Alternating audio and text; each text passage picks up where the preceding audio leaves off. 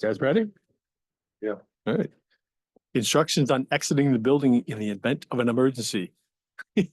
Paul just did the visual. Yeah. Head out the door, that door go left, that door go right. Agenda additions, deletions, or changes in order of agenda items. Oh, hearing none, we'll move on. Open to the public for items not related to the agenda. Do we have anybody? I'm sorry, I don't have my glasses. Do we have anybody online? No, Sue, but that's. Sue, no, but no members of the public. No. Can she hear us? She can. We already Yep. tested that. It's one of the first things we do. Announcements and staff report. Any commissioner announcements? Yes. The council last night approved. Michael, can you turn on your mic so Sue can hear? The council last night approved the conservation easement for the Wheeler Nature Park. Which was great news because it's been a long time in coming. Staff? Lots of things going on. We are making substantial headway on permit software that's going to be used by various different departments in the city to make it easier for folks to do their fire department permits, their clerk's permits, their public works permits, their planning permits. So we're really excited about that. It's a big in the background work, but it is proceeding. And you've probably seen that construction has started on a addition to the DoubleTree Hotel on Williston Road, if you've been across the interstate over there. So that's going to be a 4-story, essentially new building, but it's going to be connected by a sky bridge over to the existing hotel. And that is part of the form-based code district, which I believe makes it the 20th new building built, being built in the form-based code. Also, DoubleTree is the one on Williston Road. The DoubleTree used to be the one on Williston Road. Well, it is still on Williston Road, but it's on Williston Road where the Sheridan Oh, yeah. Used to be the used to Sheridan. be the forever. Sheridan. Yeah. Yep. Where the Sheraton and the Hilton. Well, Colin has joined online just for commissioners. Okay. All right, then we're on to number 5, LDR amendments. Receive changes made by city council pursuant to 24 BSA, blah, blah, blah, and update planning commission report as needed. So this, I think, Kelsey, if you want to help me out with this pretty much just verifies what the changes. Yeah, so after the planning commission finished your work on the LDR amendments, the city council had a few additional changes that they wanted to see. So there's a few changes in language, and we felt that it required a little bit of change, a little bit of tweaking to the reports that the planning commission approves and sends to the state. And this incorporates the discussion that you all had about the reserving space in the master plan. The language is a little bit different from what you had seen because Kelsey had the opportunity to spend a little more time with it, but functionally it's the same. So, but it does, because of that addition, we thought that it made sense to update the report to reflect that. Okay. Everybody read it? yes, Everybody was good with it? I've read it. Yeah. Are we ready to move on it? If Well- we, I'll make the motion. I move to approve the planning commission report for proposed amendments to the land development regulations LD 24-06 as presented in, in this week's packet, and to find that the previously approved reports for amendments LDR 2401 through 2405 and 2407 through 2410 do not require any modification to account for the changes made to the draft bylaws made by the city council on October the 7th, 2024. Do I have a second? do we have a second? Paul? Yep. All right, we have a second. Okay. All in favor? Aye. I believe that was unanimous. All right, so the council's second public hearing and possible action will be on November 4th. Okay. Number 6, equity in planning outreach presentation on framework.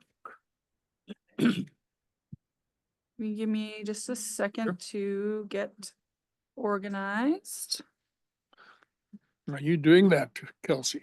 I Are you the presenter? I am in fact the presenter. You sound disappointed.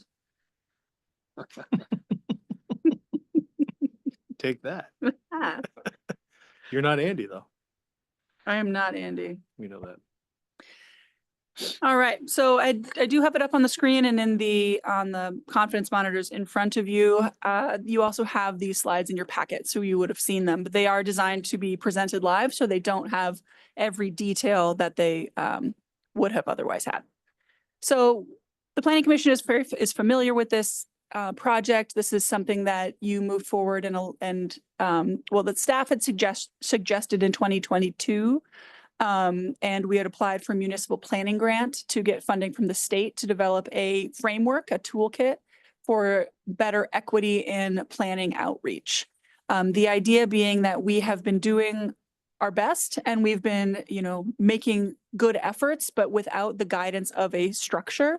It was hard to maintain best practices. It was hard to scale engagement for individual projects. It was hard to target the people who were most affected in the city, and to be doing all of that work equitably and effectively for the city. So we reached out to a consultant. We put out an RFP for consultants, and we ended up hiring one named Civic Brand, and they've been working with us to develop this toolkit.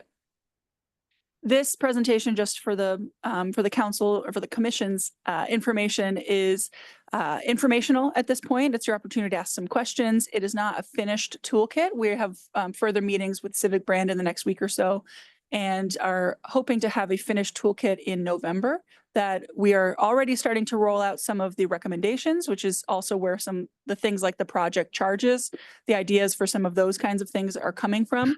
But we are also intending to use this toolkit in the early stages of new projects that are coming through, like the Parks and Open Space Master Plan is just starting now. And if we can incorporate some of these ideas even before the toolkit is fully finished, we would love to be able to start doing that. And we've been starting doing a little bit of that work.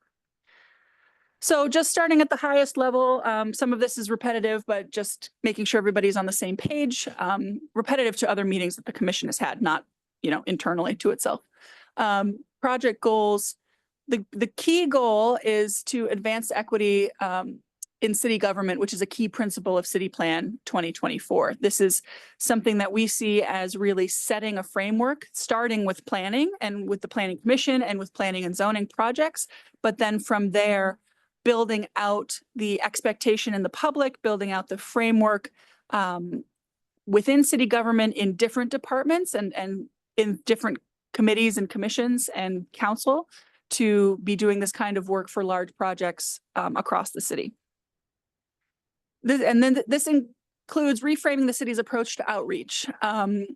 We are hoping that this is moving towards giving all people equivalent value and avoiding valuing some input types, timings of input, or voices over others. There is unconscious or subconscious recency bias often, like the most recent opinion you heard is often something that you remember the most. There's also a frequency bias that's something that you hear the most times over time you may consider to be the most important. And we're hoping that establishing this kind of framework allows people who are not the most frequent and aren't the most recent to be valued in decision-making a little bit more than currently. And to do this, we want to build a predictable, transparent system. In response to something that a commissioner said at a previous meeting, transparent is not inferring or implying that the city has not been operating in public and hasn't been transparent up to now. But adding predictability and adding these structures where people know if something is happening that matters to me, I'll find out about it through this channel or on the website, or I'll have more expectation that I'm fully informed. That always is a good thing. And being able to build better structures to do that predictably is a goal of this project. And all of this is to reach people that traditional outreach often fails to reach. We've talked about this before in the past. The traditional Tuesday, weeknight meeting is not going to work for everybody for many, many reasons. So using this to channel some of the work we've been trying to do with other, other times of the week, other days of the week, other times of day, online polling, meetings in places that are not City Hall, trying to do all those things, but do them in a more structured way that is efficient and predictable.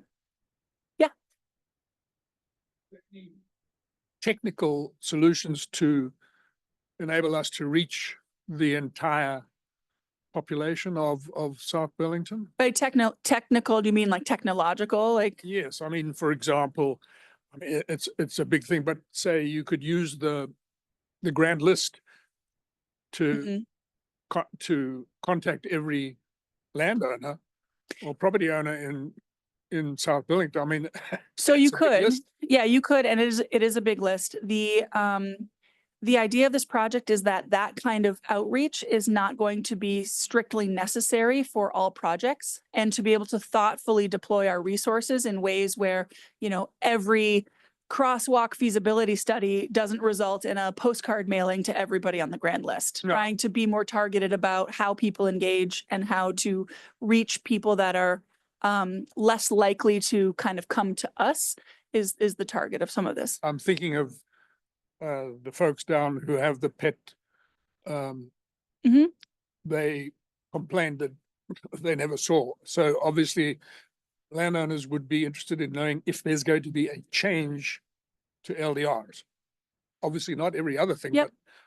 but those are the things that we might want to get out to everybody. It doesn't get Yep. to, Yeah, and I would say that is absolutely, there will be projects that are at that far end of the spectrum that we want to reach as many of the 20,000 people as possible. And so it would be sort of wide carpeting of reaching everybody. And then there's going to be projects that aren't that necessarily. So using this framework and the toolkit that we're developing to make those decisions instead of just thinking, oh, I need to do that, reach everybody end of the spectrum to be doing good outreach for every single project, is just not going to be possible. So this is figuring out where a project falls on that scale. And then finally, to incorporate a feedback loop into outreach, something that we've heard in the past and something that is a best practice in good public outreach and public communication is not just asking for feedback and receiving that feedback, but communicating back to the people, especially the people who are most affected, what happened to that feedback. So, the decision-making went through this and this process, and then we sent an email back out to everybody who was interviewed at the early process. Or we, in some projects, maybe you email everybody or you send a mailer to everybody, but really building trust and building, not necessarily listening to everything that any person says, because that's not going to be possible. But making sure that people feel valued when they spend their time to provide feedback is important in building public trust. So this is the really big picture. This project is kind of the rust brown colored triangle at the bottom. And it is a small piece that we're going to build on from here. Building the structure, starting with this equity and planning outreach project, leads to a more equitable approach to city decision-making, leads to equity in city government. So this is a small piece of a much larger puzzle that will be decades of work and truly doesn't actually end. So just working through a little bit of what's been going on, building the toolkit. This project began over the winter and then started really kicking off in the spring. We asked for input from staff from city departments who interact with different people, different members of the public, different people who are community builders in different spaces for different reasons, to join a community advisory group. So these are people who are in religious communities, who work at the high school, who are involved in youth sports, who are BIPOC residents, who work with low to no income housing residents, and really using the community advisory group as people who could relay some of the perspectives of further groups of people, not represent them, but provide some perspective of the people that they know in South Burlington.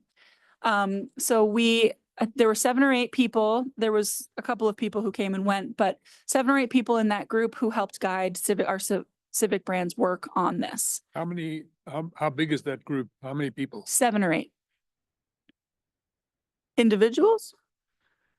Just describe who they. Yeah, so we had people who work at CHT, we have people who work at the high school, someone involved in youth basketball, someone who is involved in faith-based leadership and nonprofit work and also higher education.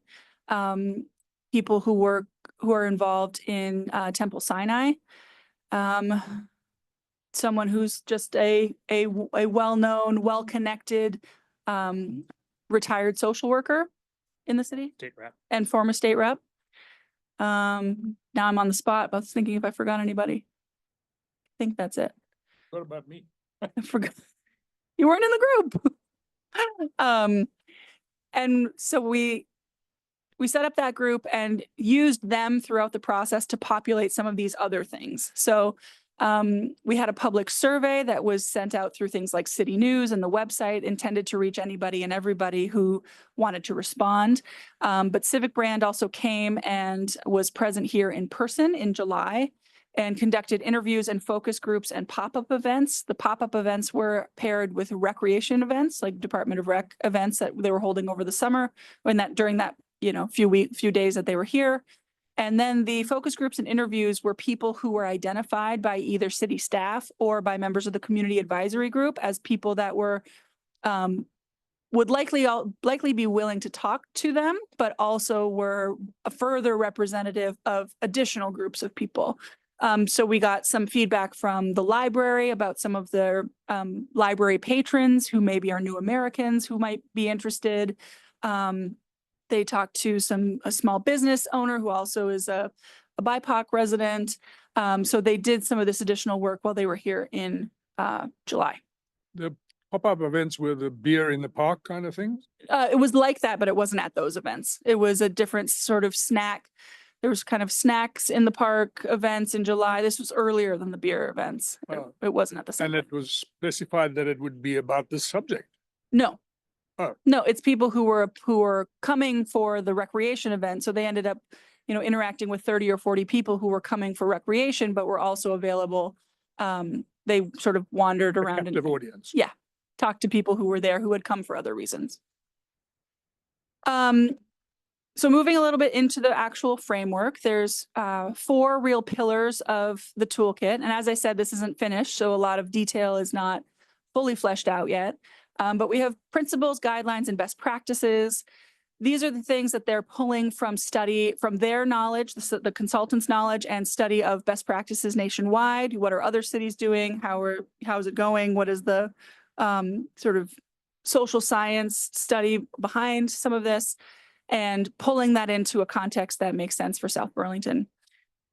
I'll skip engagement types for a second. Community partners is building that network of our community partner organizations. So that includes the schools, but it also includes the Howard Center, it includes sports leagues, includes religious societies, it includes nonprofits that are maybe region-wide or are based out of Burlington, but have significant populations they serve in South Burlington. And the intention is that keeping communication going and doing a good job on that feedback loop about where did your contribution go and how was the decision made, builds those networks. So it's not like we reach out and we say, hi, can you tell us what you think? And they'll be less likely to do that if we haven't talked to them for 3 years or something, just when we need something. Really building this framework that we can reach more people through community partner organizations than we can on our own. The checklist, yeah, Donna. Is one of those groups like AARP? Because I'm always sort of having trouble defining like what they are, because they're kind of an advocacy group. So they sort of speak for what they think seniors need. They're not necessarily they're not necessarily the voice of seniors. No, this is more local than that. This isn't the sort of national organizations. It's things like the Howard Center, CHT, the Food Shelf, the Senior Center here, is a sort of a local thing that reaches seniors. So things that are more operating at a local level. Yeah. Rotary, Yeah. South Burlington Land Trust. These are all building the list. So these are not necessarily people who have been reached out to, but yes, those are organizations that would be the right examples. And then the checklist, templates, and other resources is really the nuts and bolts of how do we do this every day? You know, how do we make sure that we're following our best practices? How do we make sure that we're following the same decision tree every time and making our decisions about how much outreach or who we target with outreach and how do we reach them? So that this process is not something that we just do and they write a report. It's a functioning toolkit that we would be using when we're setting up any project. So then, yeah, Donna. We're just imagining how that works, because I think in the past, or what we currently still do, so you have public meetings and people come and offer their opinions Mhm. On various topics. And then you probably have outreach that's happens simultaneously with that. And how do you combine that? You know, it's like, you know, because sometimes, I mean, the people who show up, like you mentioned, the land trust, they always show up, you know, overrepresented, I think, in terms of Mhm. what the opinion of most people are. A lot of people agree with it. But that as an organization, they show up. And there's a lot of organizations that people do not show up. So how do you meld that? Yeah, so I think what's important, and we'll get into it a little bit later, is that this toolkit really recognizes that certain types of people will show up for traditional feedback opportunities and others won't, for various motivations, because of various barriers, all sorts of things. So this is really building how do we get feedback from different groups of people, and to not necessarily have it be the loudest people or the most frequent people who are, yeah. So it's, you know, maybe you have a survey response that came in 6 months before the end before the decision was made. That is as valuable as someone who comes in later. So really trying to set up a structure where you balance people who respond in different ways and incorporate it into decision making. I think you're going to talk about this in a minute, but one of the subject areas that that our consultant brought to us to consider is to look at feedback from the perspective of a viewpoint having been identified. So that might be 100 people, or it might be 2 people. The numbers might, in some cases, not necessarily be as important early in a project as a perspective having been shared. So 2 people describing that going over a bridge at night that's dark, it felt like an unsafe circumstance. You may not need 50 more people to say that same thing to identify that viewpoint. The viewpoint's been identified. And so the work that staff and you will have is to say, have the viewpoints been found, and then bring that to the solutions to whatever that project is. Does that make some sense about that sort of thinking about? Right. And 20 different considerations. Somehow you have to learn to wait. Oh, you would turn your mic on, please. Oh, I'm sorry, go because some ahead. of them may not be consistent, or, you know, they may even oppose. Some ideas may not be in opposition to others, you know, Right. and so waiting And those. I think the starting point of this project is that I think we're all aware that there's entire viewpoints that we're not hearing at all in our community. Sure. And so that's sort of the starting point. So Mhm. I know you're going to cover more of that later, but Yeah, so the last pillar of this is the engagement types. And this is, I'll just skip to the next slide and talk about it here. So what's a lot of the work that Civic Brand has currently been doing is identifying the engagement types. They see it as life stage and barriers and motivations. So We, with working with the community advisory group, Civic Brand, identified that there are really 4 life stages of people. It's generally age-based, with a little variation about where people are in their lives and how, and that would affect how they tend to engage. So high school students are different from adults. And adults with kids are different from adults without kids. For obviously, people without kids are not going to be able to get information as easily through the school system, things like that. And seniors. And so this is not saying that these people have different interests or different priorities. This is saying that people in those 4 groups may use different communication strategies to, and are reached more easily using different channels. So then they also identified 4 categories of barriers to providing feedback, and they had identified 43 barriers that fall into those categories. So those categories were cultural, social, physical, or accessibility, language, and resources. And then they also, What do you mean by, what is resource? like they don't have money to buy bus fare to get to the city, so they might, respond better through a different channel. Yeah. And then unique motivations. So there's things that can stop someone from participating in public outreach, and there are things that would motivate you to participate in public outreach. It's sort of the negative and the positive of the same thing. So they identified 7 categories and then 36 individual motivations. Personal fulfillment, community and social factors, practical and strategic, civil, moral, and ethical values, cultural and community specific, and personal interests and enjoyment, and contextual. These are things like, maybe I'm motivated to go to a presentation about the city budget because I'm really concerned about my tax bill right now. That's one motivation. Versus I want to go to a presentation about the city budget because I don't want recreational programs for my kids to be cut. So that's being motivated by sort of programs and by your kids and for the future. Or maybe you want to go to the budget presentation because you want to make sure that enough money is allocated to climate change mitigation. And that is being motivated by something else completely. So there are reasons that people choose to use their time to participate in public outreach.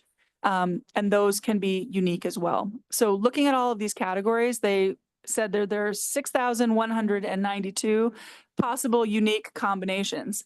Obviously, that's impossible for us to tailor outreach to each of those 6,000 plus unique combinations. So what they did from there was ask this question: does the unique combination impact how they engage? So if the answer is yes, they're an engagement type and they would develop a profile. Or if the answer is no, we can reach them through our community partners and through sort of general outreach. So if you fall into the yes category here, what it really means is you might be one of those 6,000, your personal experience is one of the 6,000 that is the same as maybe 500 others, because you prefer to hear about city happenings through the e-newsletter, and you prefer to respond with a online survey because you can't come to a city hall meeting in person for whatever reason that might be.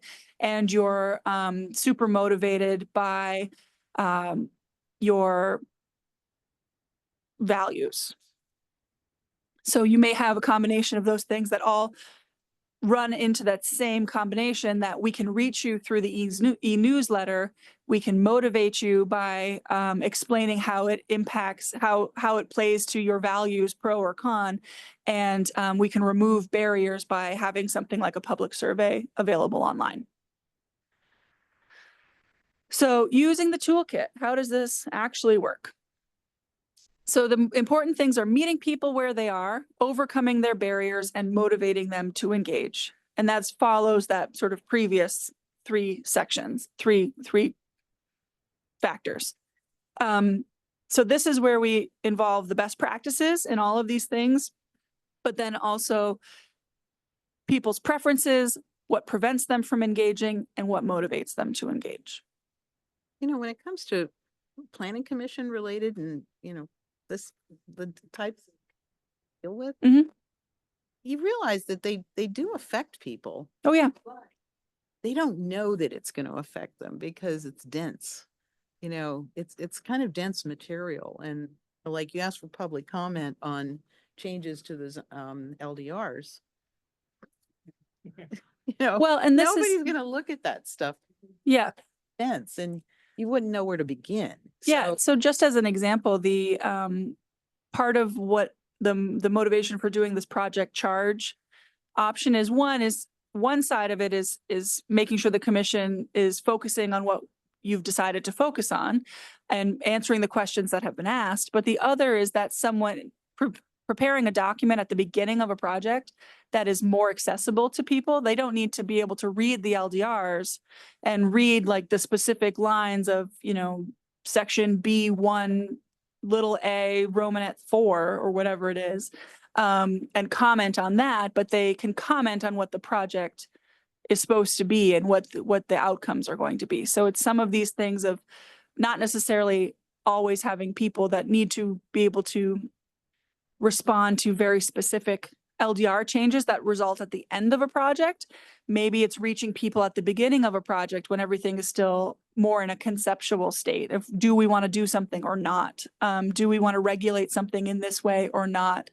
And that will vary a lot by different projects. well, yeah, because a green project is going to have more public input likely because people kind of imagine what a town green looks like. Sure, Density and I sure. mean, building height issues, I think you might get a lot more negative feedback just because people imagine the worst. You know, when you start talking about building height, oh, it's gonna shadow my house, you know, it's like, this is gonna be horrible. It's gonna be canyons and everything like that. So I think without having real life examples, most people, it's very difficult to solicit feedback. Well, I think the intention of this, and I'll get into this actually on this slide, is setting up public outreach really early in a process is going, especially with something like the parks master plan that's kicking off. Asking people for their feedback at the early conceptual level is going to be really critical.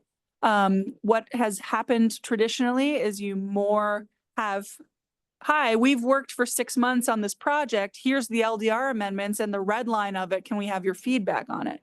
That's not as accessible. But maybe if we talked to people up at this beginning stage about the actual concept and this, that, or the other thing, it won't be too technical, even for things that end up being really technical on the end of the project. If So we you, talk you about early. use the project charge.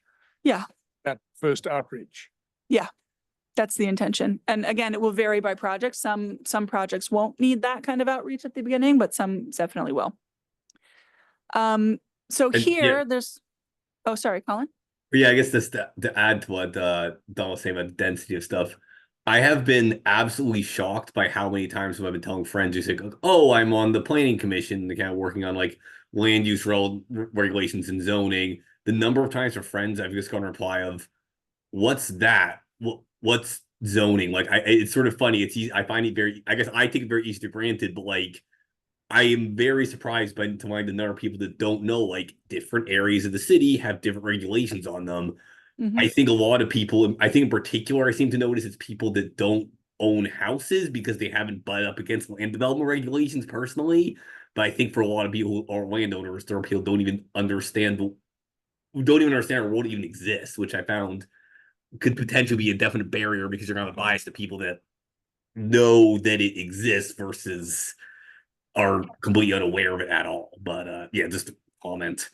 Yeah, that absolutely. And the idea is that over time, when we build a predictable framework for this, that people, the level of understanding in the public will hopefully go up over time. If you're hearing the same things and if things are being explained in this in plain language, and you can rely on hearing about changes in regulations or a project that's happening, or the Department of Public Works is scoping a sidewalk or something, and you hear about it through, you know, your recreational sports team or through your church or through a nonprofit that you are a patron of. Being able to build those things by keeping that presence more constant, I think is part of that educational process. Yeah, it makes a lot of sense. Yeah. Yeah. So here we have stage 0 through stage 3 of public outreach and for how to operate in a project. I would say traditionally South Burlington has actually done a pretty good job about stages 1 and 2. So doing some engagement, starting some engagement for a project, and then answering a specific question or solving a specific problem. Framing a specific question, like when there was ARPA money and the city wanted feedback from the public about how they thought the ARPA money should be spent. They did public meetings, they did a survey, like they've done some engagement and they were answering a question. I think that is the core that has been done reasonably well.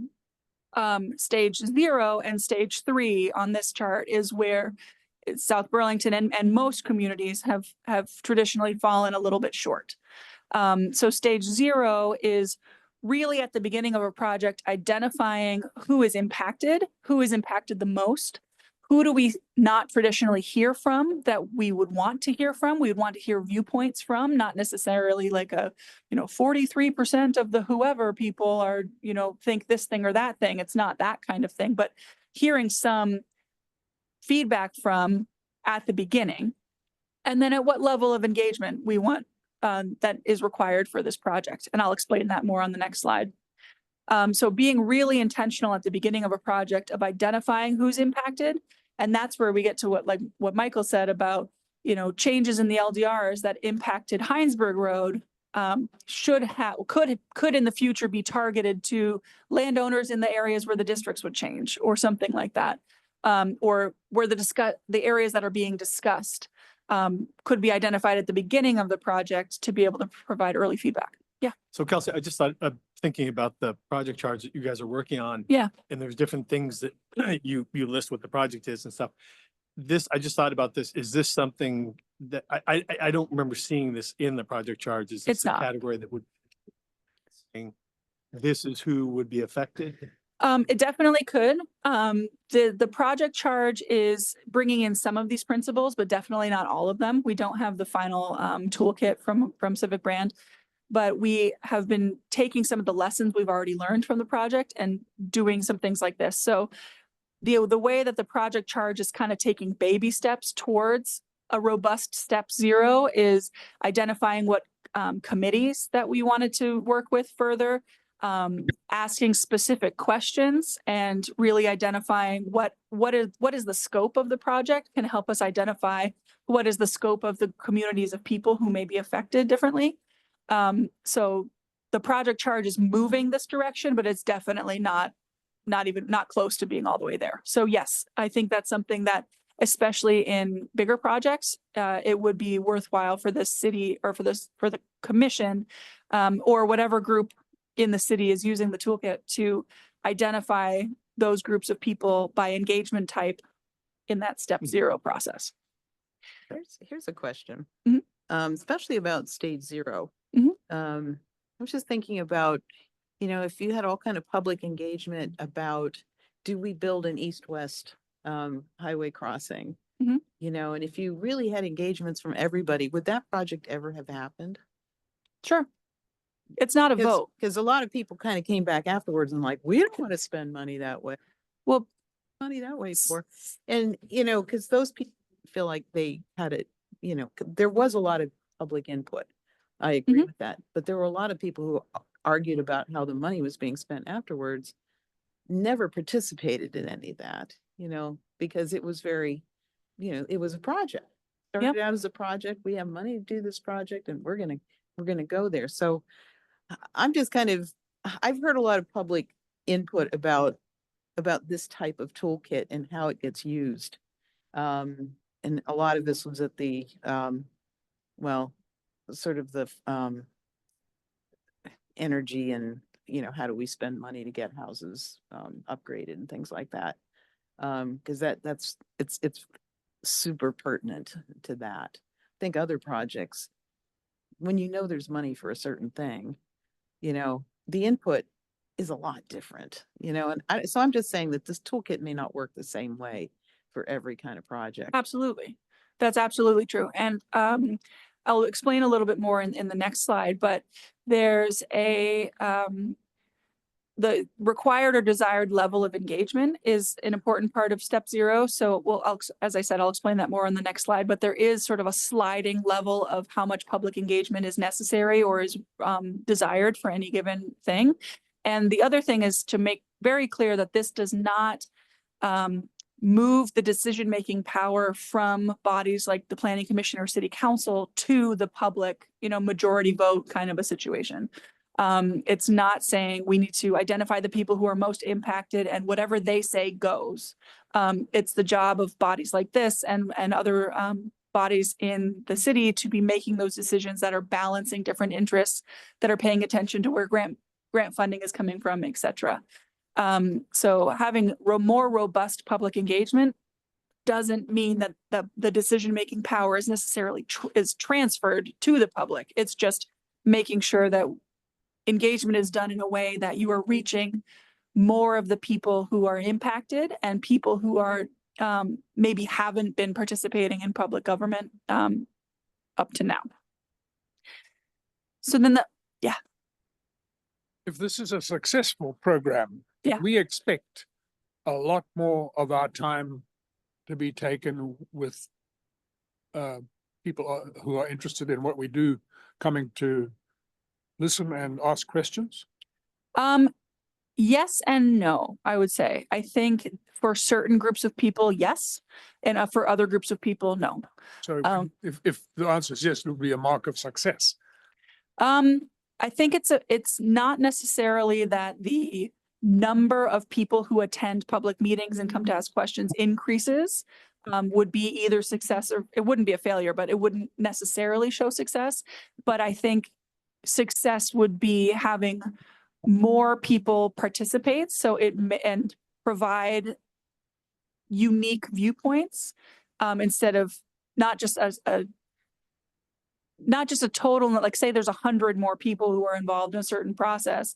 If they're all presenting the same viewpoint, that's not necessarily success. If those 100 people are coming from 100 different perspectives and are providing all of that additional input, I think that's more of a success. And there's a sliding scale between those two things. I think that there is a good amount of work that's done on the staff end for this to really make sure that we are efficiently targeting people and reaching people and removing the barriers for participation. The more complicated thing is framing public outreach in a way that motivates people to engage.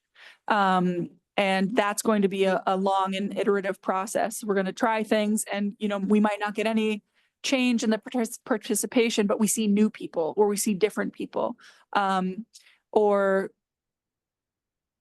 we might over time build the structures that, for the first year, you're not really getting a lot of change, but over time, people are starting to understand the predictable system of public outreach. Like every Sunday, my pastor at my church, says something about a project that is important to me or whatever it is. Like the ways that people are reached changes over time, and it's not just through the website or through public postings at City Hall. I think the thing that I would add in terms of, where this relates to your workload, it may be hearing directly from more people. I think that the both time and also hard work that will be for us to provide to you and for you to consider is how do you take, if we are successful in getting many more viewpoints, many more perspectives shared, how do you take all that breadth of information to inform decisions that best serve the community as a whole, and taking the time to consider all of that and weigh that. I think that's where a big chunk of your work may be. It may be that people are directly in the audience, or it may be that you are weighing lots of different viewpoints. Using your example that you shared, Donna, of how ultimately this is all intended to serve effective decision-making for the community on behalf of the community. We can expect that there'll be more staff time involved and more of our time, I would guess. I'd say probably yes, but I am hoping, I think the hesitation is that engagement and outreach will be done more efficiently instead of scattershot. So in the past, when we've just been like, I don't know, let's do a survey and some meetings on Saturdays and I don't know what else, and maybe we'll throw in some pizzas or something, like that might have been just as much work, but not as effective. So stage 3 is, as I said, closing the loop and verifying solutions. And we'll talk about that a little bit more as in a couple of slides. So this is what I was alluding to before. This is the engagement spectrum. So from top to bottom, it is the least public engagement to the most public engagement. And by engagement in this particular slide, it means more than just information going out. It's a scale of how much involvement the public is expected to have in giving feedback and in actual decision making. So from the top, it's more of just providing the information to the public, making sure that we are providing it through the channels that are reaching the people that we want to reach, and through the community partners that are reaching the communities that are most impacted. Through the middle, it's a sliding scale, a bit of getting feedback from people, getting people to provide further feedback and ideas on drafts, all the way through to kind of collaborating with the public body to really go back and forth about alternatives and could we do this, more of a true collaboration. And then the very bottom is a shared decision making. That is when it gets a little more formal. These are things like an actual public vote for making certain decisions that slides all the way through from the top being just, we're letting you know, through to we're not going to do this unless the majority of the city says yes.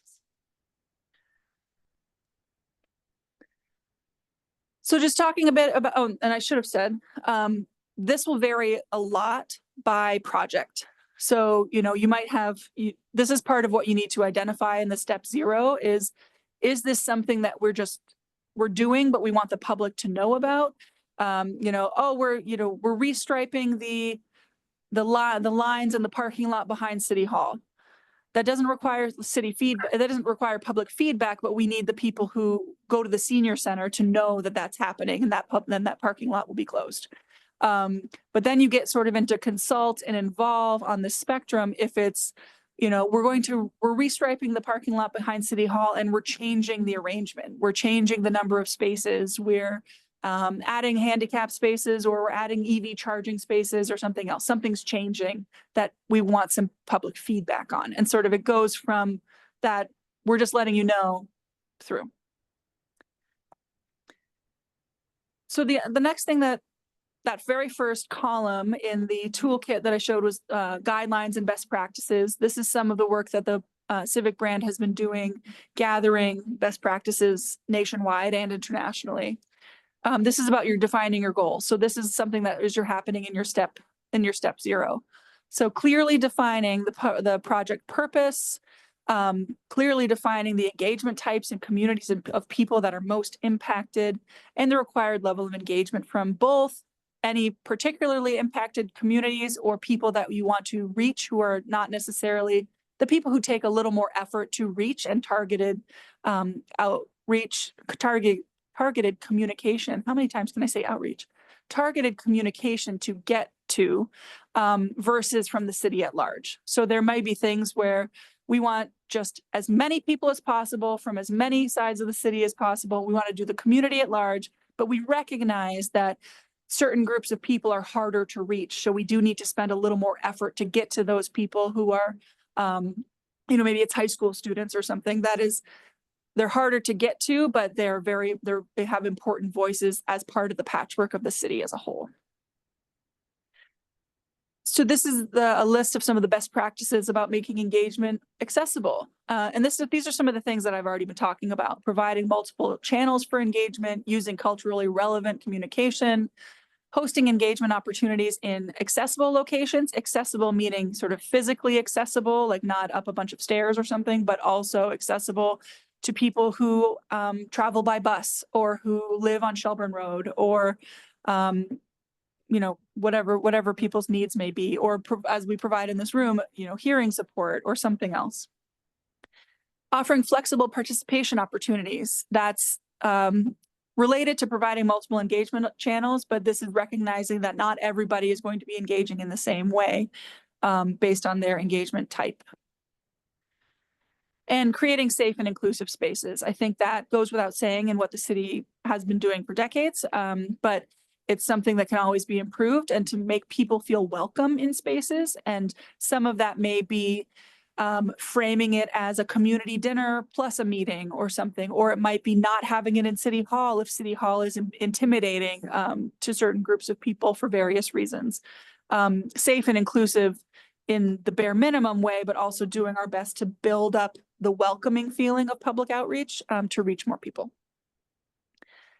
And then this is getting into that stage 3, closing the loop and maintaining communication.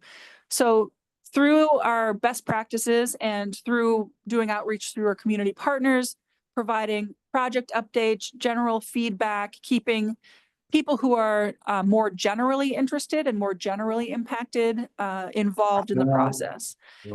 And then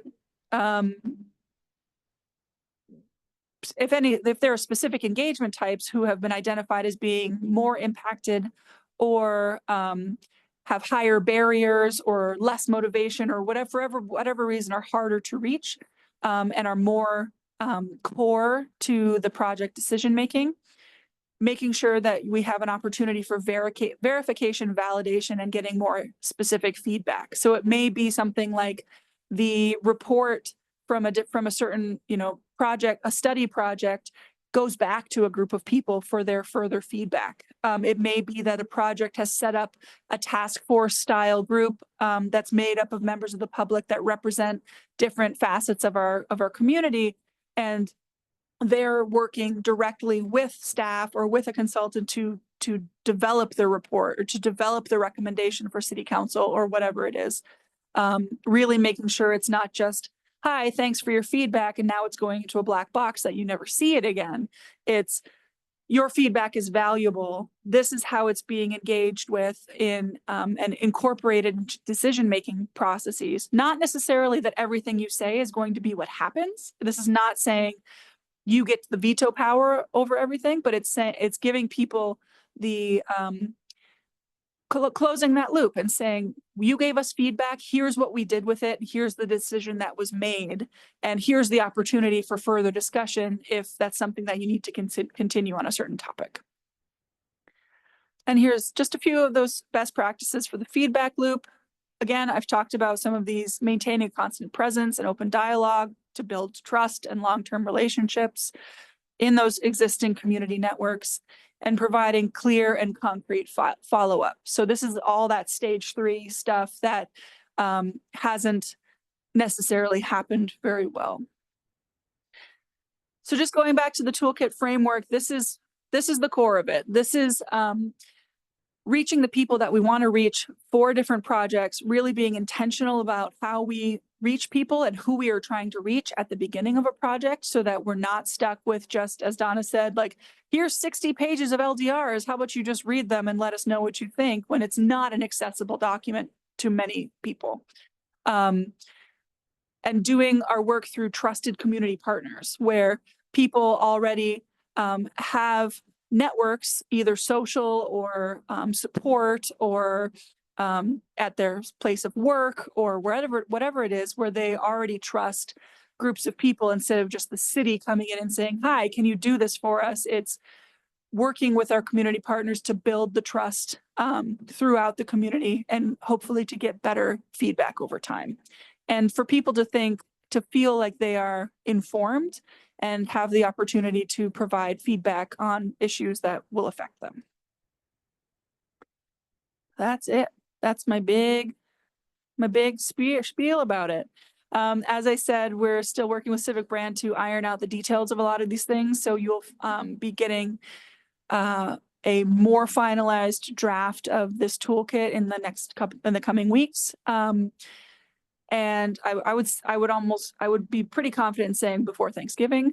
And then we can go from there about how we start factoring this in, how we start making decisions about using it. And it's not necessarily an all or nothing bucket. There's best practices in all of those stages, that 0 through 3, that can be used by anybody in the city to really strengthen the predictable framework of public outreach. Can I ask a question? Sure, Sue. How do you deal with a situation where you have had people come in, they have given their opinions? I don't like this because it affects my kids, it affects my wallet or what. And the decision that is made is that they go ahead with whatever was being done. How do you deal with people who feel they've been betrayed by participating in the project? So that's a good question, Sue. I think it's making sure that it's communicated up front, that it's looking for public feedback. As I've said a couple of times, it's not that members of the public have a veto power or decision. The public, unless you're at the very bottom of that engagement spectrum, it's not kind of co-decision making between the public and the members of the decision-making body. But also that clear follow-up of, your feedback. Thank you very much for your feedback. We took it and we considered it at this open meeting and incorporated these changes, and we compromised on these couple of things, and really writing all of those things out clearly to outline sort of how did we get from A to B, and then providing further opportunity in the future for if you had additional feedback or you wanted to continue the conversation with staff or with someone else to be able to continue that feedback loop. And I think it should be clear that it's advisory, yeah, absolutely. right up front. Well, and Sue, let me just add that, I think that the whole purpose of this is to continue to reinforce the strength and trust in decision-making in our community. As we become a larger community, as we become a more diverse community, we know that not everybody's going to agree on a variety of things, but are people given a opportunity to be not just listened to, but heard, and then have that feedback, have those perspectives be truly considered in the decision-making process. And that's not a thing that ends with one project. That's an ongoing, forever action of building trust in our community about how we make decisions. So I guess, that's sort of the big picture of this whole thing.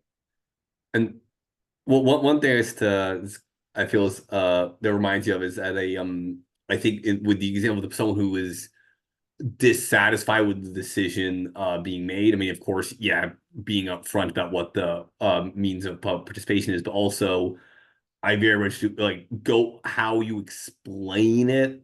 What giving a rationale for a decision, I think absolutely does go a long way. I remember in a past job, I was in the position of responding to citizen requests to make various changes to the roads in their neighborhood. And a lot of the times the answer, frankly, most times the answer was no, but there was always a good reason for it. And it was always made clear that there was a letter going out to that person saying, we're not doing this, but here is the exact list of reasons why we're not doing that. And I think that was very much kind of a part making people understand that, we're not just saying no because we don't like you. We say no because we have these reasons that we are considering. And I think for a planning perspective, we have the city plan and stuff like that, we can cite good reasons why an alternative is considered. And I think that can go a long way too.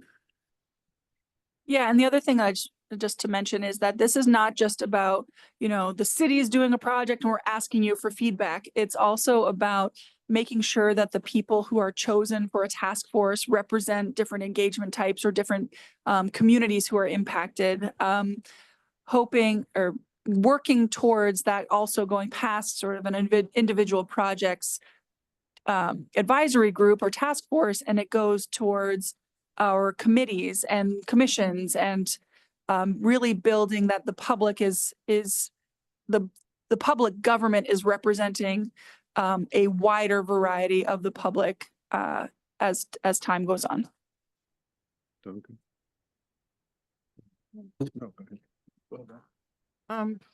Just as a way of of really making sure that the framework works.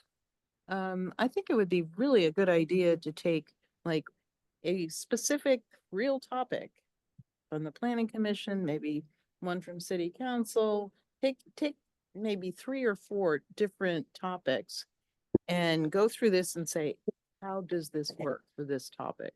You know, because again, you know, I've seen these frameworks before.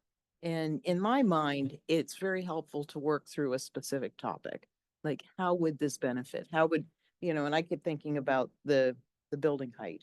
You know, that's a good discussion we're going to get into. And that's a discussion that's going to affect a lot of people.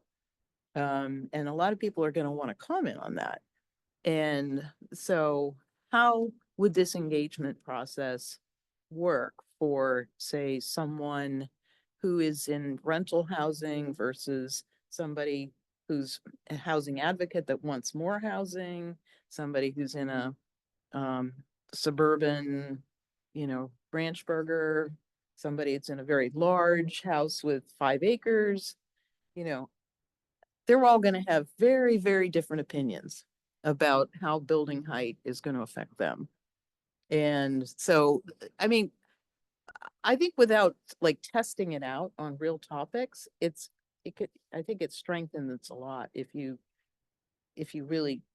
people who are creating this tool kind of use a real example to work through and we'll understand it better too. Because, you know, sometimes this just seems like a lot of words, and putting it into, let me use this tool. How will that work? Makes it a little more effective. A lot more effective. No, that's Paul? that's great feedback. Thank you. Sorry. So I have, I guess, 3 thoughts about this. The first thing that came to mind when you were talking about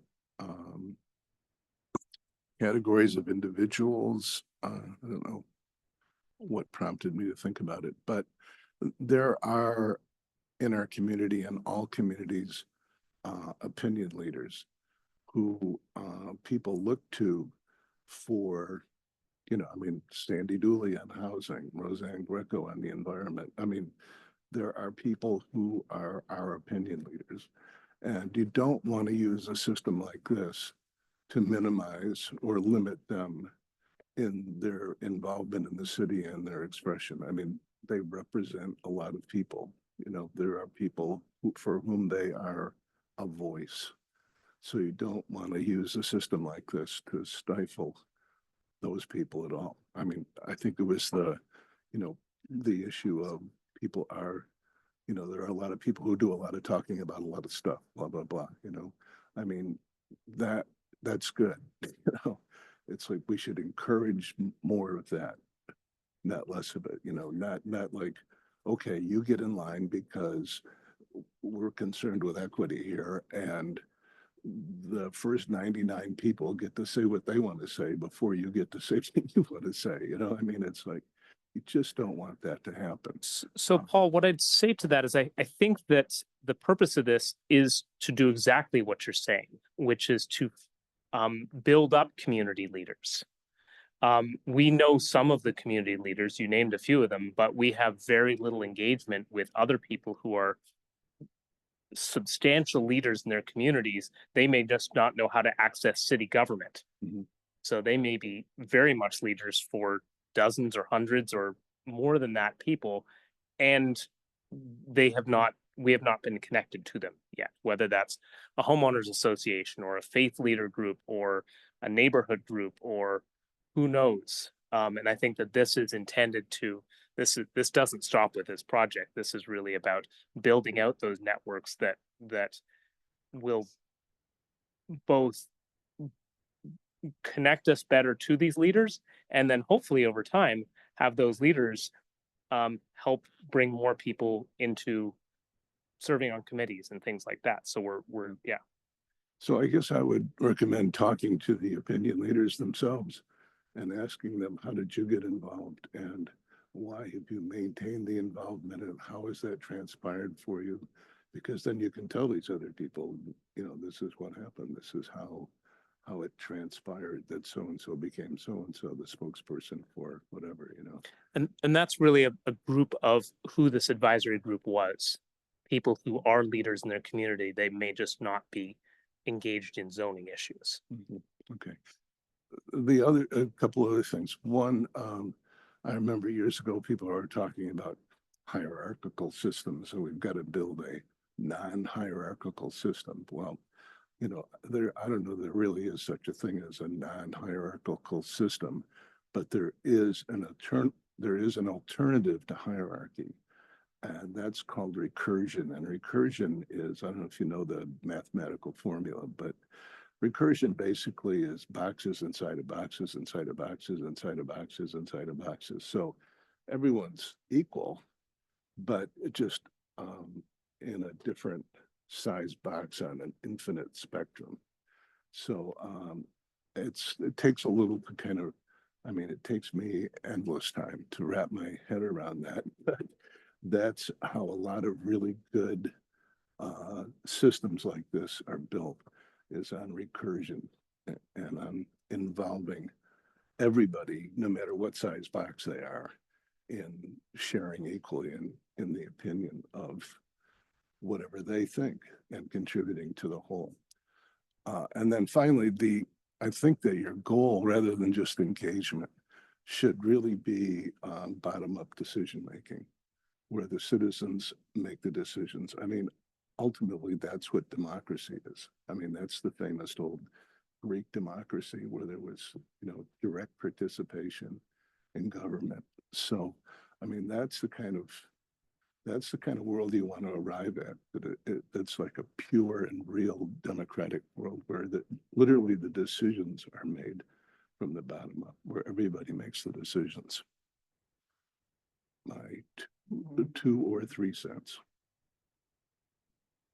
Got to be careful about mob rules.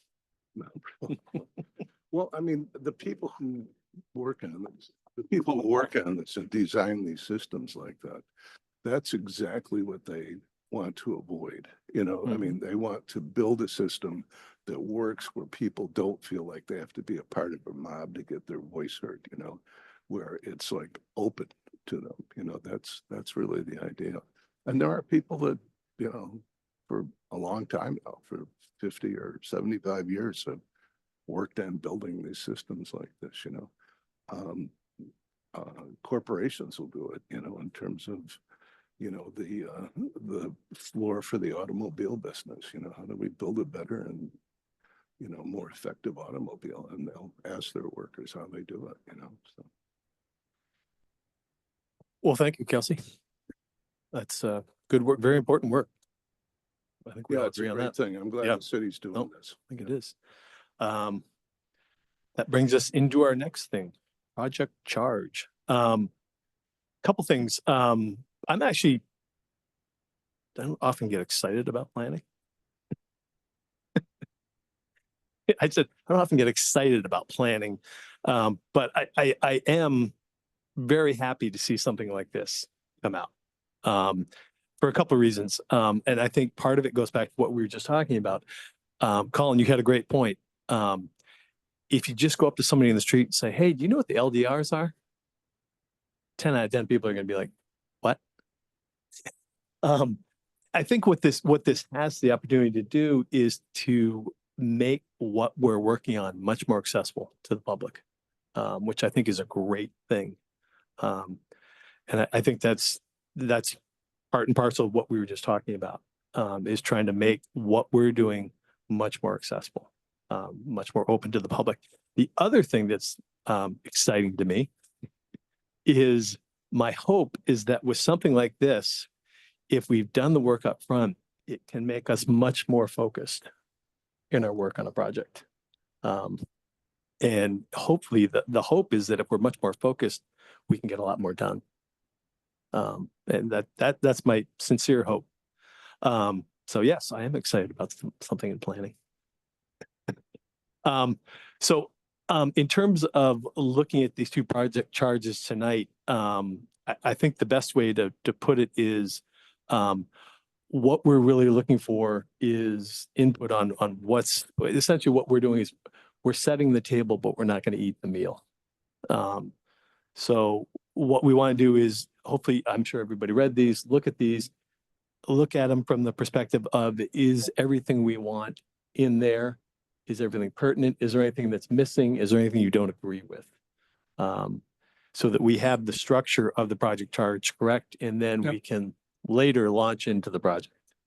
Yeah. So having laid that down, Kelsey, I don't know if there's anything you want to add on these? No, I don't think so. I think that really sets it up. Is this is based on, this was these two, they're two different agenda items, but Mhm. they're two similar things. The two project charges were written based on the previous discussion that was had by the planning commission about what is the scope that you wanted to see for these two projects. What does it involve? What are the questions we're trying to answer? What are the city goals from the city plan that are involved in this? How does it connect to the policy priorities and strategies? So really laying out how does this puzzle piece fit into the big puzzle?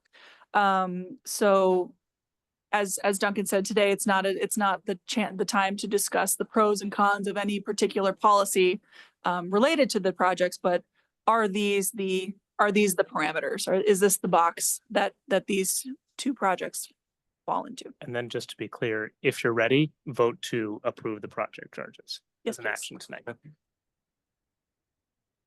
All right, I've, Michael? in the project description, I think it would fit with what follows. Which one are you Okay. looking at? Supporting uses and primary? There's two that are similar. So Why don't we start on the first? Supporting uses. Yep. Yeah, let's start on the first one and we'll move to the second Yep. one afterwards. That since it ties in with what's further down, that we should include mixed industrial, commercial, residential, because we do talk about residential further down in the project description.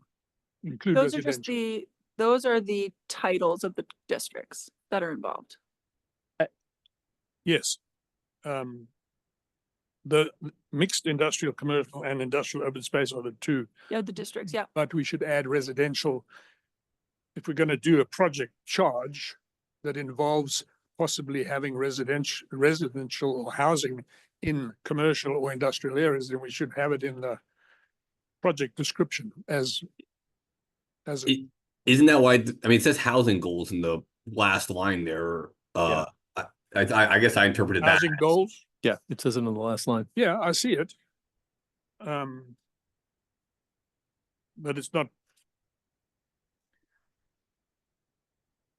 That's hard to balance. But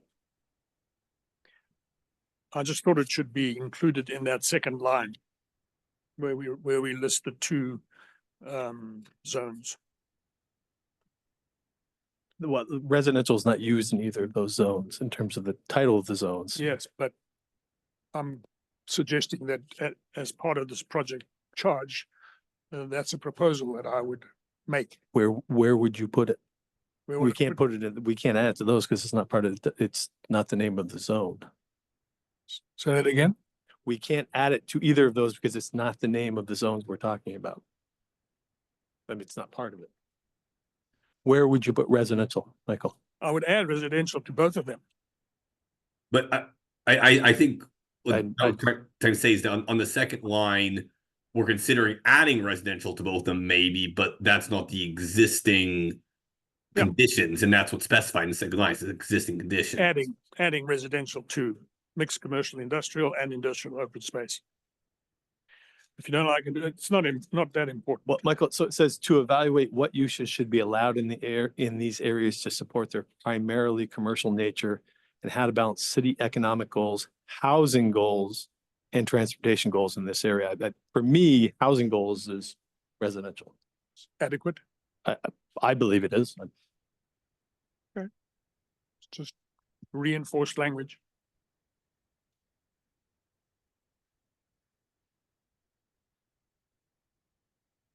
All right. Um, Anything else? Well, no. for down in the project purpose, scope and goals, we've got examine where employees are already located, where further growth in employment is possible. and what housing is located within walking distance. I would say, and what and where housing could be located in these zones, these two zones, add that. And then consider the potential for housing and compatibility of the intended characteristics of an area. I think when we talked about this before, we had the idea that we might designate where housing might be in an industrial open space area like Tech Park or Meadowlands. Michael, what do you see as the distinction between what you're saying and what the final bullet that you just read off is saying?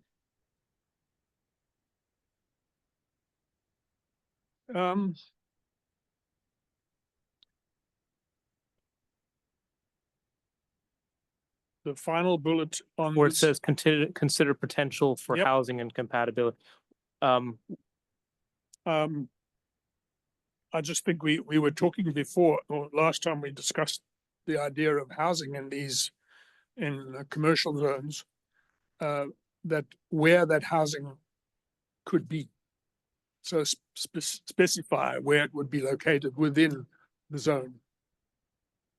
So he's speaking geography. Why, and why geographic. would you need that kind of specificity? I mean, I think, Because you don't want housing to be built cover the whole industrial or commercial zone. You so want you're saying it's, limited. so you want to just define that it is in a limited, It's a limited, the area would be portion. defined, yes. Otherwise, without saying exactly where that would be, because you don't want to put that kind of limit on land development where it may, well, it's got to be I where mean- there's open space. well, my interpretation is that you start with a site and then you figure out what works. That you can't just define from a planning sense where housing should go on any site without knowing the site. Well, I think Michael's not speaking on a lot by lot basis, but he's speaking on an area by area basis. Yeah. Right? So Michael, what about the next, if I'm understanding you correctly, the next bullet kind of addresses that. Which one? The bullet below the one you Consider just mentioned. according- Consider potential for housing compatibility. Doesn't that address that? I would think that the last, The read Yeah. together with the last, temporary accommodation should be located, might cover it. And I'm sorry, what'd you say, the Kelsey? last bullet is the actual sort of decision-making, realign districts to reflect changes in intended characteristics of the areas. Yeah. That's the actual, like, putting in the project scope that we may be moving district boundaries. And district boundaries is how you would identify an area that's different from another area. Yeah, that bullet at the bottom of the page, where housing or temporary accommodation should be located, is probably adequate. Okay. Question of mine. Is there a point that really looks at, because there was a very specific kind of housing that was requested by a specific company. That's And what yeah, we've it wasn't characterized even as permanent. temporary accommodation. Yeah, it wasn't necessarily permanent housing, but are we saying that it could never be permanent housing? Because there might be cases where. That's for you to discuss. over the Yeah, course of this project. because I think there's situations where, I think Colin brought this up before, that, certain people moving in for job-related purposes may be looking for temporary housing, but in the absence of other housing, it could become somewhat permanent. I think the application or the request you were thinking about was more for temporary. It was, Yes. yeah. It was, but I'm just saying, I don't see that that's necessarily the only kind of housing that you could have in these zones, it depends a lot on those other uses, and are they compatible? Are Well, they I had a compatible with question housing? about a legal or technical question, since housing would be a new allowed use. If that's the case, can we specify the type of housing? All to be determined. I think you're starting to eat the meal, Michael. Hmm? You're starting to eat the meal. Step back, we're setting the table, Yeah, okay? yeah, well, I Oh. need to know whether we could, for example, say in these zones, the housing has to be affordable, for example. Yeah, I mean, I think as written, that's absolutely within the scope here. I mean, I think this document isn't saying what we're going to do. This document is saying what's the scope of things we might do, and it doesn't say that's not part of the scope. I guess, but that way. I cannot understand. Colin was saying that Yeah, it Colin. is within, it isn't, he believes that, yes, that kind of question about type of housing or affordability of housing is within the broad scope of the bullets as listed. I'm sorry. The topic of, well, that Michael's raising about, can you regulate different types of housing or the affordability of housing or something like that, does fall within the parameters of how the scope is written for this project. It's not written out specifically, we will talk about this, but it falls into the general description. Right. That said, I would just say caveat, this is where we get into scope creep pretty quickly. So if you start saying, well, what if it was 2% different than what we do elsewhere in the city in terms of affordability? Then you're opening up your entire question of affordable housing. So Mhm. in broad swaths, yes. And also, we will work together to make sure that, the project is constrained to itself, because you could easily get into, well, what if this was, had a slightly higher standard for environmental requirements for, net zero buildings or whatever. And then it's all of a sudden, it's a question of a citywide question, not a one district question. So, Okay. yes, it's in the scope. And also, how we manage that scope is a together effort. Yeah, I also just want to put one bit of warning on what Michael just said. Saying that you could have only affordable housing in an industrial zone kind of smacks of, Spot zoning. spot zoning. Yeah, yeah, classism, absolutely. I was like, hey, if somebody has a company and they want to build their mansion on top of their business, I would say go ahead. I don't think there should be any restriction on what kind of housing could be built. It's really up to the developer, or designer. We'll find out when we get into engagement. Well, and I think, when you're talking temporary housing by nature, that's going to be, I mean, it could be anything. I wasn't specifically talking about temporary housing. Yeah. Uh, But I mean, that case in particular, you could have temporary housing for, top-notch software developers, and they're gonna want something pretty darn nice, Yes, well, versus, versus if you need assembly workers or something like that, that don't make a lot of money, that could be fairly basic kind of housing. So I'm kind of against putting a lot of, adding a lot of structure that's unnecessary on this. are we good with the bullets then? I'm good with them as written. I'm sorry, Colin? Sorry. I am good with them as written. Okay. I am as well. I agree. So one additional thing, just before you move on from this document is, we are recommending that there is a little bit of a tweak to the timeline. To have the drafting of changes to LDR language go January to March. And then the intended public hearing to fall in April or May. Just extending it, giving it a little more breathing room. Fine by me. Sorry, Colin? Oh, fine by me. Yeah, Sorry, no. got my mic is broken, my normal one. We also talked about regulating scale by scale. That's in the next one. It's in the next one. Yeah. These two projects definitely have overlap. Mhm. This one is focusing really on the supporting uses in these commercial and industrial areas, and the other is regulating of scale and different types of uses in buildings that are more in the mixed medium scale areas, but those things can definitely be incorporated in both. So you may be in a position where you want to extend some of the, change the districts over here. So as you said, Michael, where housing might be allowed actually becomes MSN or something. And then you get into the question of scale that's in the other project charge. Okay. Are we good with the first one? Yep, all right, well, let's move on to the second. So we'd like to see a motion on that. Oh, please. you want to do them separately? You've There's got two one that you're agenda all agreeing to, so All right, hey, yes.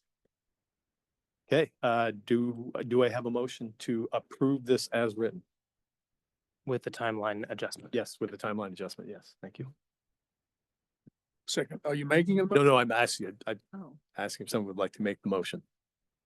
yeah, I'll make the motion that this proposal be accepted as written. Donna made the motion. Oh. Have a I second? didn't have my microphone on. We'll record it. Okay, Second. all right, Paul Engel second that. All in favor? Aye. Aye. I That is unanimous. All right, we are on to our second project charge, commercial uses and medium scale areas. Michael, this is the one you were just talking about. Yes, there is a lot of overlap between these two, but they are somewhat distinct. They're regulatorily distinct and they are mostly topically distinct, but there are places where both of them could affect the same area of the city. I did have one question here, and and again, it goes back to making it understandable for the public. The down under the bullets, consider if there's a scale of use and then consider if there's an impact of use. Can you just describe two of those scenarios for me so Yeah, to make it crystal clear as to what? so you're talking about the sub bullets under the Yes, bullet yes. two? If Yeah. you can give me two scenarios with a scenario with each of those, just so I can. Right, so a scale of use that's high impact regardless of other impacts, I would say something that is a 500,000 square foot building could be a very high impact regardless of what the use actually is, what they actually make, how many employees they have, but aesthetically it could be a really high impact. And an impact of an impact of use that is high impact regardless of scale. You could have something, this is gonna be completely off the wall, but a charcoal manufacturer could produce a lot of smoke and smell and air quality issues if it's this big or if it's this big. So there are some things that the impact is tied to scale, the use and the scale are tied together, and there are other things where either the scale is so outsized that it has high impact regardless of the use, and there's things that the use is so outsized that it has high impact regardless of the scale. Okay, thank you. That would include environmental impact. Yes. I mean, yeah, I think those are great examples. I guess I second what I think Duncan was also saying of, do we want to have some kind of example within the actual text of the document to sort of make that distinction clear, because it is a little unintuitive to me as well.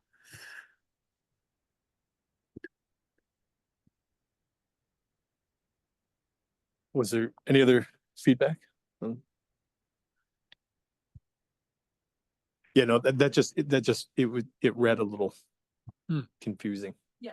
For the. Yeah, I was trying to identify that there are a lot of times where the scale of a use is more important than the actual use, and there's other times where the actual impacts from the use, smoke, noise, things like that, is more important than the scale.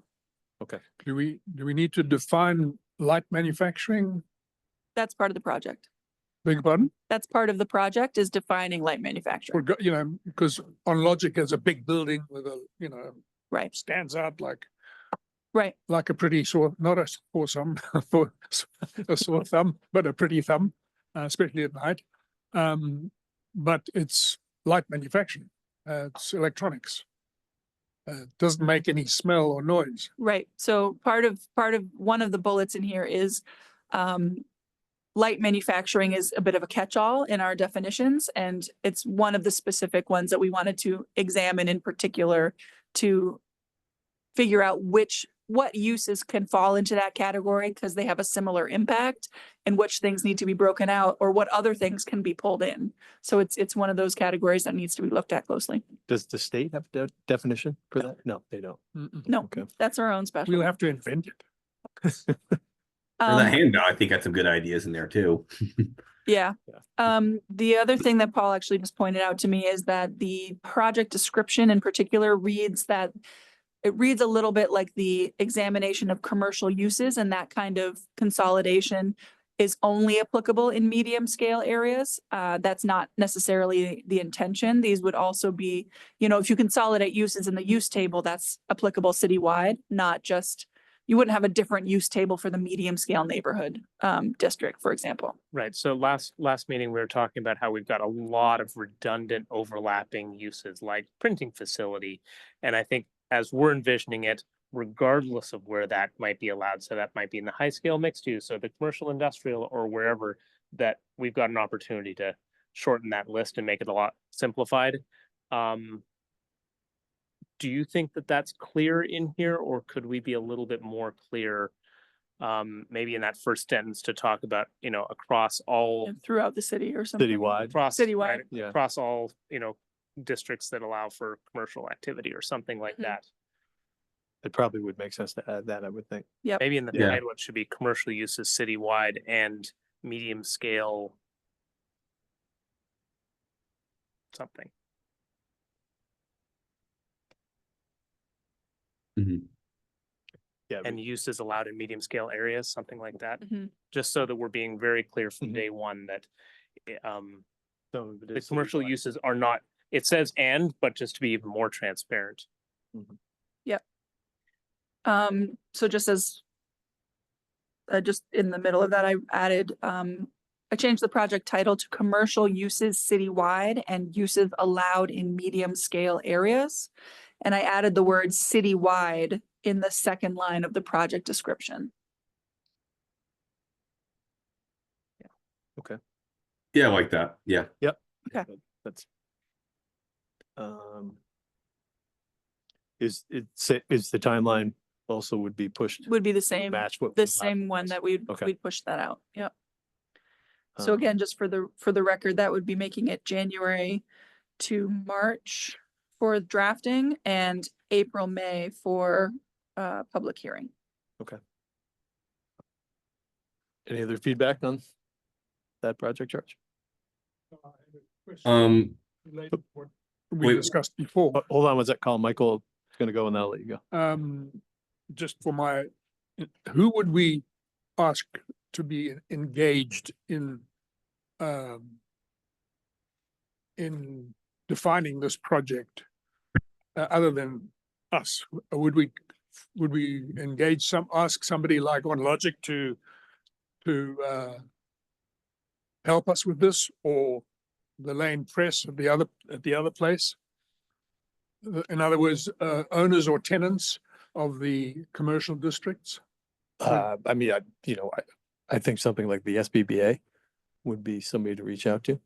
A lot of those folks are members of the South Northern Business Association. No insult to you, but they don't do much. No, but I'm saying if we want to No, have but the people who outreach, are involved, who are actually resident or have a building, have a business there, I'm assuming we would ask them to be engaged.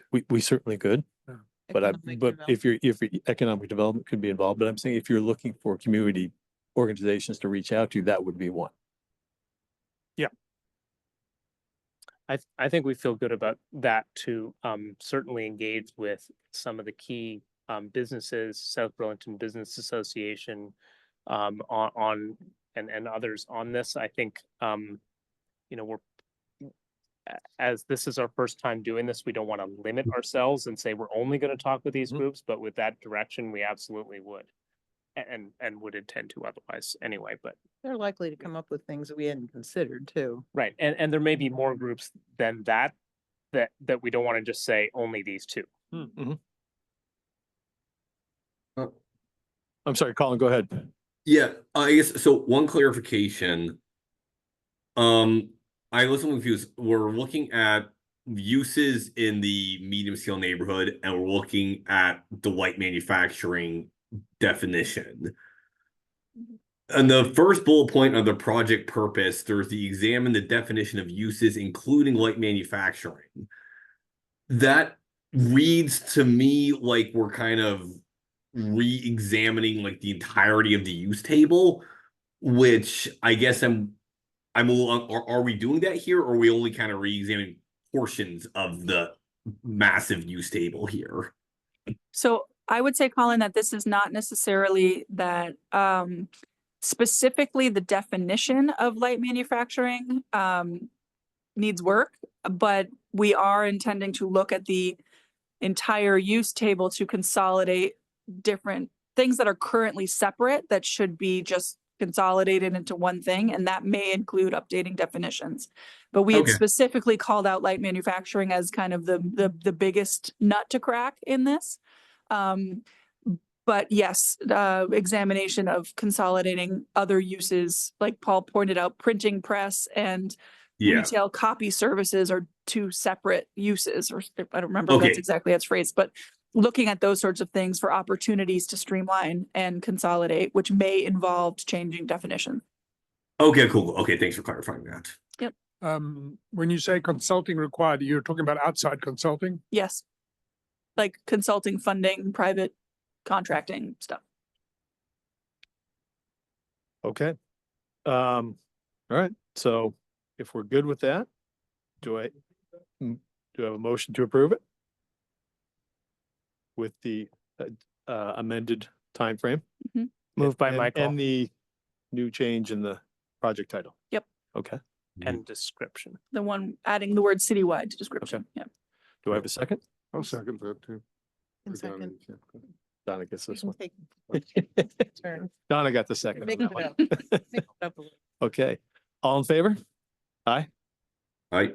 All right, that was unanimous. All right, we have some minutes to approve, July 30th.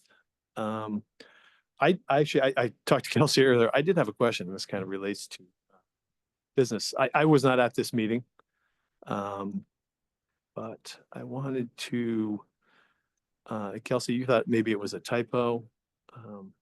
Where instead of where? No. A little bit, it's a little bit more than that. It was, So they talked, it was the folks from the pet, not pet store, pet organization were in, and they were talking about, Oh, there it is. yeah, it talked about, where's that paragraph? Make that happy dance. I'm sorry, did you find it, Kelsey? Where it was, it just seemed, okay, it's on page 4, the top of page 4, the second paragraph. The kennel and pet daycare are okay, but the pet grooming use is non-conforming. Is that factual? It seems crazy that we would, I think that is not factual, but I didn't get a chance to double check it. I will I do that just- now. to me, that when I was just looking over the minutes, I thought that seems crazy, but Yeah, those are okay, but there will be no brushing. I, Right. That is Maybe. what was said. that is what was said? That is what was said. Okay. But Pet I- grooming is allowed. And Did it have it may more be to do with the non-conforming, but overnight- it's what they do. The overnight. What's that? I'm sorry? Maybe non-conforming, but it is what they do. Yeah. I Yeah. just- Wasn't it, didn't it have more to do with the overnight keeping of animals? Well, that said kennel and. that pet was the daycare. Oh, veterinary thing, Donna. That's a different thing. Oh, It seemed, it that's seemed different. absolutely crazy that we would allow the first two and not allow that third Right. one, but you know, maybe Pet we'll look at that from the grooming. table of uses. Yeah. Yeah, the fact that we're confused about that just goes to show the necessity of this upcoming work item. It sounds like maybe what I either said or meant to say was the inverse of that. Pet grooming is okay, but kennel and pet daycare are non-conforming, meaning they can continue to exist, but they would not be newly allowed or allowed to expand. Okay, Does that check out with table of that uses? sounds like a great Find pet- find thing to fix later when we get to that. Okay. I don't know how we want to, if we just want to approve the minutes as is, or, Well, you can update that. Do we need to amend the minutes? To So reverse. it's actually the inverse of what's there. Yes. Okay, so I guess if we just note to approve the minutes with the inverse of what is on that, in that paragraph. Paragraph Kennel two or on page, daycare, paragraph okay. 2 on page 4. Yeah, Okay, That commercial kennel is not allowed and pet grooming is allowed. Yep. Yes. However, Sue, did I say the way that it's written there? Yes, indeed. So this is the catch of, okay, it's what I said. So I would recommend, instead of that, just delete that sentence. Because minutes are not a capturing of everything, and Sue is correct that if I said it one way, we shouldn't say that I said it another Okay. way, all right. but you could delete the sentence. You guys okay with that? I was not at the meeting. I just happened to pick up on it, but if you guys are okay with that, then I'm okay. we can. Better than putting something inaccurate in the minute. Okay. Right, so- either all right, yeah, all inaccurate right, or all right. not what was Yeah. said, if Okay. that's in fact how I said it, so. All right, so I guess I need a motion to approve the minutes with that sentence deleted. So moved. I move to approve the minutes of July the 30th, is it? I would second that. With the, With the sentence that reads, The kennel and. the pet kennel daycare are and okay. pet daycare are okay, but the pet grooming use is non-conforming, deleted. Yeah, Donna seconded that. Okay.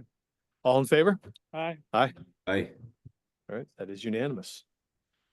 Okay, folks, I believe Next we're at the meeting. end of the, Thanks, everyone. we are adjourned. Thank you, people. 40. Thank you, Kyle. thanks. Bye. Thank you, Colin. Thank you. It was a little bit of perseverance. I'll be here in 2 weeks. With a little bit of perseverance. More travel. Hmm? You do more traveling. No, I'm having